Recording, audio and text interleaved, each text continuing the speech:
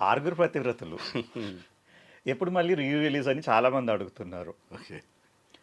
I think నీ దాకా వచ్చింది అనుకుంటాను చాలా కదా. రిక్వెస్ట్లు చాలా వచ్చినాయి. ఇన్ఫ్యాక్ట్ నా సోషల్ మీడియా దీంట్లో మ్యాక్సిమం వచ్చే రిక్వెస్ట్లో ఇదే ఉంటుంది. ఆ, ఇన్ఫ్యాక్ట్ ఇది నేను నరేష్ గారితో డిస్కస్ చేయడం కూడా జరిగింది. అవునా?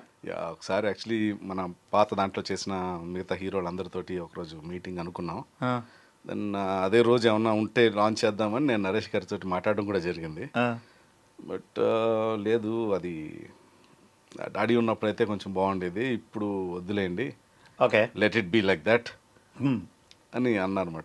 బట్ ఆ సినిమా చేసి, అంటే that is my first debut. Yeah. ఆ సినిమా చేసి ఇన్ని సంవత్సరాలైనా ఆ సినిమా ఇంపాక్ట్ ఇంకా ఇప్పటికీ ఉంది. జస్ట్ అ డే బ్యాక్ నా బిట్స్ మళ్ళీ నాకే రావడం, మీమ్స్ ఏదో ఒకటి.